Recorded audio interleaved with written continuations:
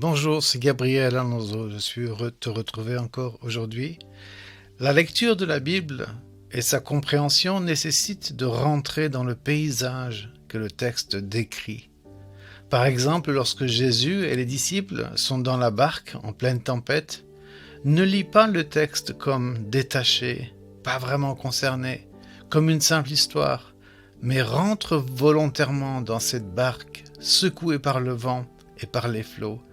Imagine ces matelots inquiets, et pourtant ce sont des professionnels de la mer, ils connaissent les vents, les tempêtes. Rentre dans l'histoire, deviens un protagoniste de ce qui se passe, et ainsi tu comprendras les trésors qui sont cachés dans les circonstances. C'est une chose de parler d'une tempête, c'en est une autre de l'avoir vécue. Dans le texte que nous allons lire ensemble, rentre dans le paysage et sois toi aussi l'acteur silencieux de ce qui s'y passe.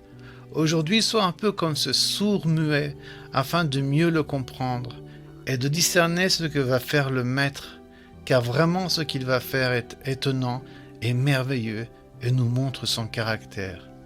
Donc lisons la Bible dans Marc 7, versets 31 et 35. Jésus quitta le territoire de Tyr et revint par Sidon vers la mer de Galilée en traversant le pays de la Décapole. On lui amena un sourd qui avait de la difficulté à parler et on le pria de lui imposer les mains. Il le prit à part, loin de la foule, lui mit les doigts dans les oreilles et lui toucha la langue avec sa propre salive. Puis, levant les yeux au ciel, il soupira et dit « Ephata », c'est-à-dire « ouvre-toi ». Aussitôt ses oreilles s'ouvrirent, sa langue se délia et il parla très bien.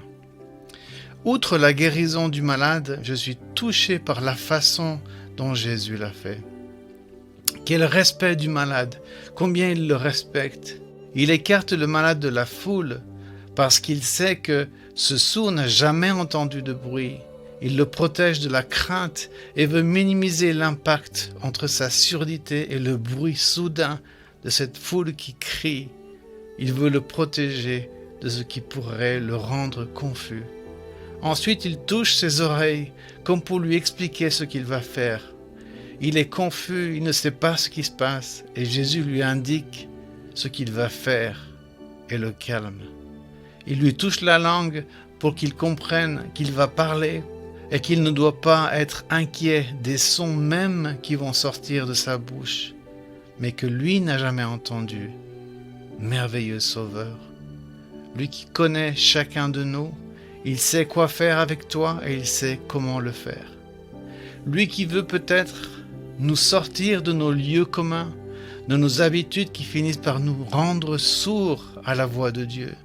Il veut peut-être nous apprendre à écouter, il veut ouvrir nos oreilles et nous donner un autre vocabulaire, un langage de foi et d'espérance, une autre façon de parler à ceux qui ont besoin d'entendre. Que le Saint-Esprit te montre ce qu'il veut faire en toi. Bonne réflexion et n'hésite pas à partager et à poser des questions. À bientôt. Si cette méditation t'a encouragé, pense à la partager autour de toi. Pour nous retrouver chaque jour, abonne-toi et active la cloche.